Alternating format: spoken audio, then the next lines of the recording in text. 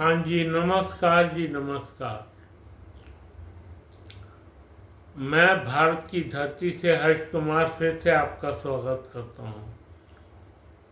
हाँ जी, मैं भारत की धरती से फिर से आपका स्वागत करता हूँ और अपनी उद्देश्य को सेना को सलाम पेश करता हूँ भाई, जो हमारे लिए दिन रात एक किए हुए हैं भाई, हमारी सुरक्षा में दिन रात एक किए हुए हैं।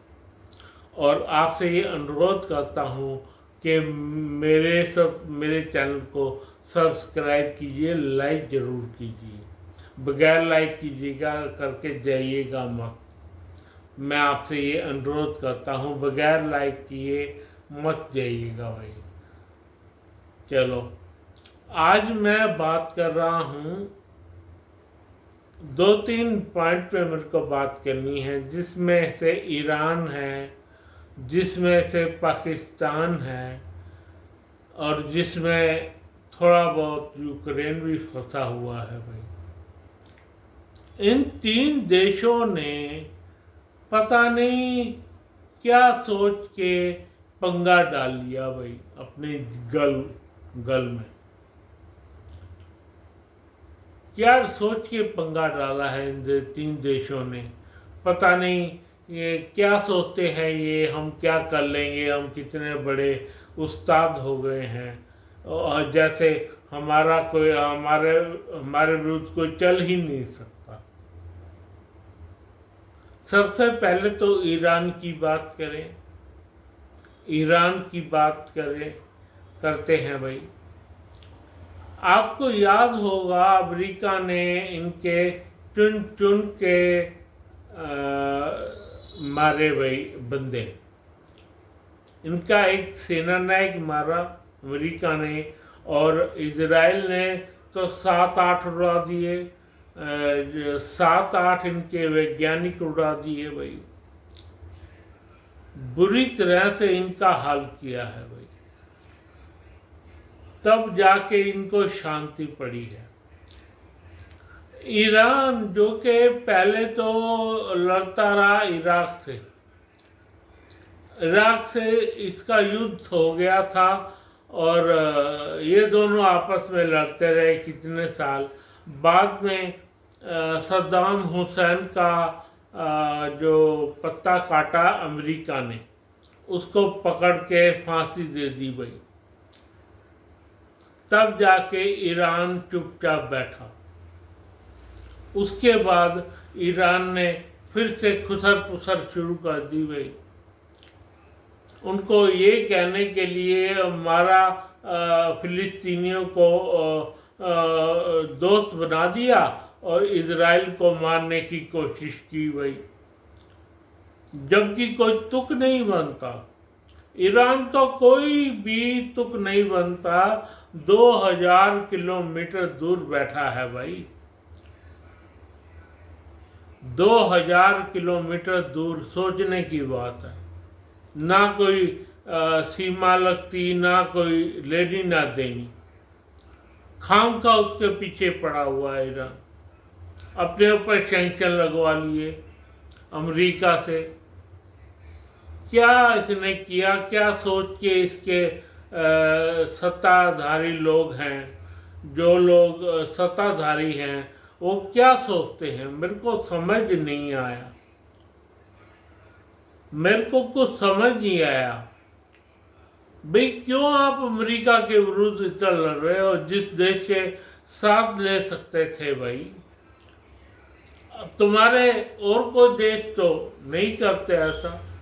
एक सीरिया निकला है थोड़ा बहुत ऐसा, जो और तुमने 7 हूती हैं, तुम्हारे साथ हूती हैं, और जो लेबनानी थे, हमास थे, इनको देने की जरूरत क्या थी भाई। तुम खामखा ही देते रहे। जी हाँ, देते ही रहे हथियार उन लोगों को मारने के लिए भाई। वो लोग ऐसे थोड़ा मरेंगे। एक बंदा भी बहुत होता है, एक बंदा भी बहुत होता है भाई। एक बंदा भी बहुत होता है अब बदला लेने के लिए। तो आप इजरायलियों को कैसे मार सकते हैं? दूसरा, आ जाओ पाकिस्तान। उसका तो कुछ नाम लेवा नहीं है आज की डेट में। वो जितना अपना वो होशियार समझता था ना पाकिस्तान, इंडिया ने उनकी लंका इस कदर लगाई है, इस कदर लगाई है कि वो हिल के रह गया है। उनका आसिफ मुनीर हिल के रह गया या हमारे साथ हुआ क्या, जो कि नहीं होना चाहिए था भाई। आसिफ मुनीर हिल के रह गया और फट से भाग बैठा, जा बैठा ट्रम्प की गोद में। हमें दे दो, नहीं हम मारे जाएंगे ब्रो मैगजीन।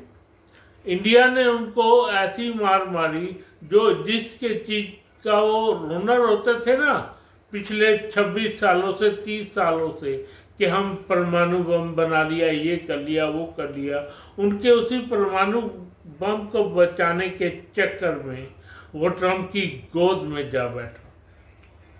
तब जाके ट्रम्प ने उन्हें ब्रो मैगजीन से भरा एक जहाज सौंपा, जो कि जिसने ब्रो मैगजीन छोड़ा भाई केरन की पहाड़ियों में।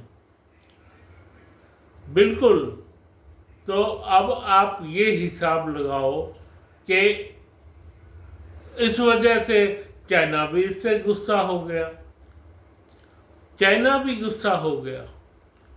लेकिन इसने चाइना की कोई भी परवाह नहीं की, इसने चाइना की कोई परवाह नहीं करी, पूछो बूझो। जबकि 80% हथियार इसके पास चाइना के हैं। हाँ जी, 80% हथियार चाइना के हैं, चाइना के भरे हुए हैं। इस कदर भरे हुए हैं कि इन्होंने मिसाइलें भी चाइना की ले ली थी भाई। तो इस इंडिया ने इनको ऐसी मार मारी कि चाइना भी देख के हैरान रह गया कि हमारी जो मिसाइल थी उसका फटे चक दिए भाई। ये फिर से चला गया ट्रम्प की गोद में भाई, फिर से चला गया ये आसिफ मुनीर ट्रम्प की गोद में, और चाइना ठन ठन गोपाल। तो चाइना ने अब सोचा अब वो क्या करे। चाइना चुप नहीं बैठा, वो फिर आएगा गलवान में। हाँ, उसके हथियार क्योंकि मार खा गए हैं, वो और बढ़िया हथियार बना रहा होगा भाई, और बढ़िया हथियार बना रहा होगा, पक्की बात है ये। तो इंडिया को भी अपनी तैयारी पूरी रखनी चाहिए। वैसे हम बात पाकिस्तान की कर रहे थे, तो पाकिस्तान ने ठेंगा दिखा दिया इसको चाइना को, और जा बैठा ट्रम्प की गोद में भाई। ट्रम्प की गोद में जा बैठा। तो वो ग्रेट बिजनेसमैन है ट्रम्प, उसने और तो कुछ चली नहीं होगी, उसने इनसे वो मांग लिए भाई, क्रिप्टो के अधिकार ले लिए होंगे, क्रिप्टो के अधिकार ले लिए होंगे पाकिस्तानियों से, और बढ़िया हो गया। सारा 2 नंबरी पैसा ट्रम्प की गोद में चला गया भाई। 2 नंबर का पैसा सारा ट्रम्प की गोद में। बिल्कुल, उसमें ट्रम्प भी हिस्सेदार बन गया भाई। ट्रम्प हिस्सेदार बन गया 2 नंबरी पैसे का। उसको पता था ये पाकिस्तानी कैसे हैं, और ये आसिफ मुनीर का क्या रगड़ा है, जिसने इतनी बुरी मार खा के भी ट्रम्प की गोद में जा बैठा। वो पाकिस्तान नहीं गया भाई। पाकिस्तान गया नहीं गया। पाकिस्तान क्या चाइना गया? चाइना में नहीं गया। पाकिस्तान तो ट्रंप की गोद में जा बैठा, उल्टा काम हो गया। अब ये खबरें आ रही हैं कि जुलाई अगस्त में ट्रंप पाकिस्तान का दौरा कर सकता है भाई। उसको बुला लिया ये दिखाने के लिए, इंडिया को दिखाने के लिए बुलाया है उसको। बिल्कुल। अब पाकिस्तान और चाइना ने, खासकर पाकिस्तान ने तो कुछ नहीं कहा चाइना को, लेकिन ईरान ने जरूर कह दिया है भाई। उसने चाइना को कहा, जब तुम ट्रीटी साइन करते हो और दुनिया भर के सैंक्शन लगाते, जब मैं मार खा रहा था, जब ईरान मार खा रहा था भाई अमेरिका से और इजराइलियों से, तब कहाँ था पाकिस्तान? चाइना कहाँ था? कहाँ गया था चाइना? चाइना कहीं तो गया होगा। चुपचाप बैठ गया, ये कहता रहा या लड़ाई मत करो, लड़ाई मत करो, लड़ाई मत करो। तेरे अंडे देने के लिए तो उससे हथियार लिए थे भाई, अंडे देने के लिए लिए थे चाइना से हथियार। कमाल कर रहे हो। तो पाकिस्तान का क्या? पाकिस्तान के पास तेरी मिसाइलें हैं, तेरी बंदूकें हैं। पाकिस्तान भी दोबारा से चला गया ट्रंप की गोद में। भाई चाइना का इसलिए बुरा हाल हुआ कि इंडिया ने, जब उसे देखा ना, इंडिया ने जो मार पड़ी इंडिया से पाकिस्तान को, उसमें उसकी स्कैल्प मिसाइलों का बुरा हाल हो गया। बुरा हाल हो गया है उसकी स्कैल्प मिसाइलों का। तो जब चाइना ने देखा कि इतना बुरा हाल हमारी मशीनरी का हो गया, तो हम किस बेस पे इनसे लड़े भाई? किस बेस पे लड़े इंडिया से? वो चुप रह गया। चुप रह के जो तुमने बात की थी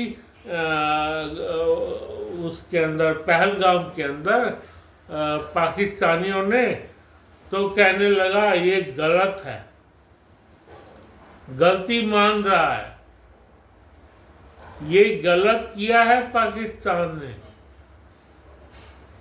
अरे भाई, तुम्हारे की हुई बातें सारे पाकिस्तान मानता था, अब वो जाके बैठा ट्रंप की गोद में, तो अब तुम्हें पहलगाम गलत नजर आने लगा भाई। पहलगाम गलत नजर आने लगा। तो अब क्या किया जाए भाई? उधर ईरान ने भी साफ कह दिया है चाइना को कि भाई अब ये तुम्हारा बातें हमारे साथ नहीं चलेंगी भाई। उसको भी समझ में आ गया है कि चाइना कोई साथ नहीं देगा हमारा, सिर्फ अपने हथियार बेचेगा। कहीं से कोई खबर आ रही है चाइना से हथियार खरीदने की? आप बताइए, कहीं से भी कोई खबर आ रही हो कि इन्हीं देशों ने चाइना से हथियार लिए हों भाई? इतना बुरा हाल हो गया है चाइना का, इतना बुरा हाल, इतनी बुरी मार मारी है इंडिया ने उनको, इतनी बुरी मार मारी है इंडिया ने कि उसके हथियार क्या, हवाई जहाज के भी डील कैंसिल हो गई है। अब बताओ क्या करोगे तुम? अब बताओ क्या करोगे? क्या इसमें तुम्हारा, जब तुम्हारा पाकिस्तान ही तुमसे पीछा छुड़ा के भाग गया, तुम्हारा ईरान तुमसे पीछा छुड़ा के भाग गया, तुम ये कह रहे हो कि पहलगाम गलत हुआ, साथ साथ ये भी कह देते गलवान हमने गलत किया भाई। हाँ जी, गलवान क्यों नहीं कहा, गलवान के लिए कह देते ना। मैं सच कह रहा हूं, आपको गलवान के लिए भी ये कहना चाहिए था चाइना को कि हमने गलवान बहुत गलत किया। और यूक्रेन का तो तुमसे कोई लेना देना नहीं है, वो तो वैसे ही बर्बाद हुआ पड़ा, उसे नाटो ने बर्बाद कर दिया भाई, उसे नाटो ने बर्बाद कर दिया। वो सोचा था, वो अमेरिका ये सोचा, नाटो या अमेरिका ये सोच रहे थे कि हम रूस को बर्बाद कर देंगे भाई। कैसे बर्बाद कर दोगे, रूस कैसे बर्बाद हो जाएगा, इंडिया उसे बर्बाद होने देगा तब ना। दब के तेल दिया भाई, और दब के और चीजें भेजी, दब के उनसे चीजें ली। कोई बर्बाद नहीं होगा, बर्बाद तुम होगे, तुम होगे बर्बाद। और नाटो कंट्री और अमेरिका, तुम्हारा तो पानी लेवा भी नहीं रहेगा भाई, रूस का कुछ नहीं जाता। खैर, हम चाइना की बात कर रहे थे भाई, उससे पहले हम पाकिस्तान की थोड़ी और बात कर लेते हैं। और अब दूसरी बात सुगबुगाहट उठ रही है कि हमारा सिंदूर दूसरी बार और चलेगा भाई, और चलेगा पाकिस्तान पे। वो क्यों चलेगा, क्योंकि उसके दोबारा से इकट्ठे होने शुरू हो गए हैं ये जो आतंकवादी पाल रखे हैं ना उसने, ये दोबारा से लाइनों पे इकट्ठे होने शुरू हो गए हैं। पता नहीं ऐसी क्या बात है कि अब दोबारा से इंडिया यही कह रहा है कि इनको जरूर मारूंगा। अब क्या करेगा पाकिस्तान, क्या करेगा चाइना? चाइना को अब सोच समझ लेना चाहिए। चाइना और जो समझो 7-8 साल तो इंडिया के पास से आता नहीं, आएगा, जरूर आएगा। वो अपनी मिसाइलें लेके वो दोबारा आएगा। जब वो दोबारा मिसाइलें बना लेगा ना, तो दोबारा आएगा चाइना, दोबारा। हाँ जी, बिल्कुल दोबारा आएगा, वो दोबारा आएगा चाइना 7-8 साल बाद, 10 साल बाद, अपनी मिसाइलें लेके। तुम क्या समझ रहे हो, चाइना इतना कुत्ती कंट्री है कि उसका पता नहीं किस बल किस करवट बैठता है भाई। तो चाइना दोबारा से आएगा, इसकी तैयारी हमें रखनी ही पड़ेगी। पर उससे पहले हम पाकिस्तान को देखना चाहते हैं दोबारा। पाकिस्तान को ऑपरेशन सिंदूर के जरिए हम दोबारा देखना चाहते हैं। वो जो मिसाइलें इकट्ठी कर रहा है ना, और ड्रोन इकट्ठे कर रहा है, ये हम दोबारा देखना चाहते हैं भाई। तुम्हारा तो खेल खत्म होगा, खेल खत्म जरूर होगा एक दिन। हालांकि हम ये अंदाजा लगाए हुए थे कि वो गिलगित बाल्टिस्तान इंडिया दोबारा अपने अधिकार में करेगा। उस वक्त तो नहीं लिया, लेकिन लेगा जरूर भाई, तुमसे लेगा जरूर। एक दिन तुम्हारे 5 टुकड़े जरूर होंगे पाकिस्तानियों। ओ पाकिस्तानियों, मैं एक दिन तुम्हारे 5 टुकड़े होता देखना चाहता हूँ, जरूर होगा। धन्यवाद, बहुत बहुत धन्यवाद तुम्हारा भाई। तुम जाओ ट्रम्प की गोद में बैठो और देख लो पाकिस्तान चाइनीज वालों कैसे ये लोग जाके ट्रम्प की गोद में दोबारा जा बैठे हैं। अब तुम इनको मिसाइलें दे देना अपनी, चाइनीज पीपल, तुम इनको मिसाइलें जरूर देना ताकि ये इंडिया पे मार सके। और ट्रम्प को भी देखेंगे कितनी मिसाइलें देता है भाई। तो मैं उस सेना को सलाम पेश करता हूँ जो हमारे लिए दिन रात एक हुए भी। साथ में आप लोगों से ये कहता हूँ मेरे चैनल को सब्सक्राइब करो, लाइक करो। धन्यवाद धन्यवाद धन्यवाद।